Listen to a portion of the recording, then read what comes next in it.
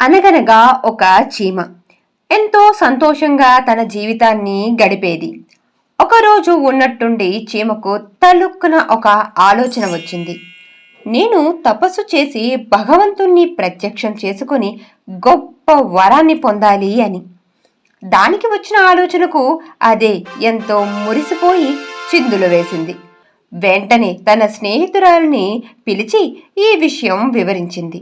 ఒక సమావేశాన్ని ఏర్పాటు చేయమని, తాను తీసుకున్న నిర్ణయం గురించి అందరికీ తెలియజేయాలి అని చెప్పింది. అనుకున్నట్టుగానే ఒక సమావేశాన్ని ఏర్పాటు చేశారు. తాను ఒక ఘోర తపస్సును చేయబోతున్నాను అని, గొప్ప వరాన్ని పొందుతాను అని, ఆ వరం మన చీమల రాజ్యానికే ఎంతో సహకరిస్తుంది అని తెలియజేసింది. ఈ విషయం విన్న మిగిలిన చీమలు ఎంతో సంతోషించి ప్రశంసలు పలికాయి. మాట ఇచ్చిన విధంగానే చీమ తపస్సు కొరకు అడవికి బయలుదేరింది. ఎండ వాన అని తేడా లేకుండా ఘోరమైన తపస్సును చేస్తూనే ఉంది. ఇలా కొంతకాలం గడిచిన తరువాత భగవంతుడు చీమ తపస్సును చూసి మెచ్చుకుని ప్రత్యక్షమయ్యాడు. భక్తా, నీ తపస్సుకు మెచ్చాను. ఏమి నీ కోరిక అని అన్నాడు. దానికి చీమ, స్వామి, ఈ నాలుగు నా తపస్సు ఫలించింది. నా కోరికను మన్నిస్తారని నమ్ముతున్నాను అని అంది. దానికి భగవంతుడు, తప్పకుండా నీ కోరిక తెలియజేయు అని అన్నారు. స్వామి, మేమన్నా మా చీమల వంశమన్నా మానవులు భయపడిపోవాలి. మేము ఎవరినైనా కుడితే వెంటనే మరణం సంభవించాలి అని కోరుకుంది.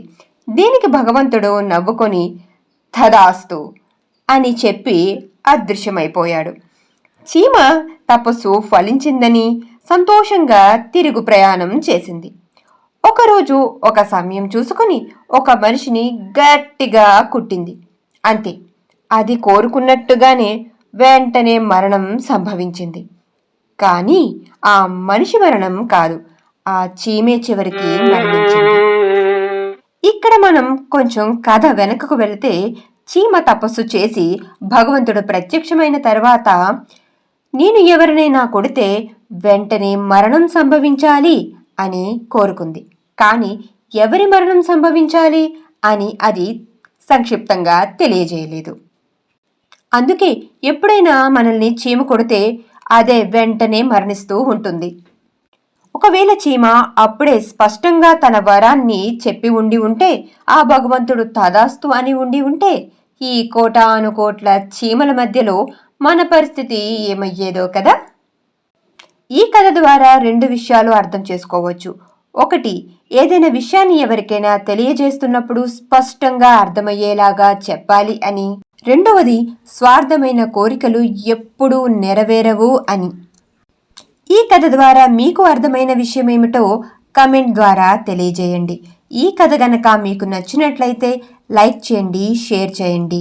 ఇంకా ఛానల్ని సబ్స్క్రైబ్ చేసుకోకపోతే ఇప్పటికైనా సబ్స్క్రైబ్ చేసుకోవచ్చు కదా.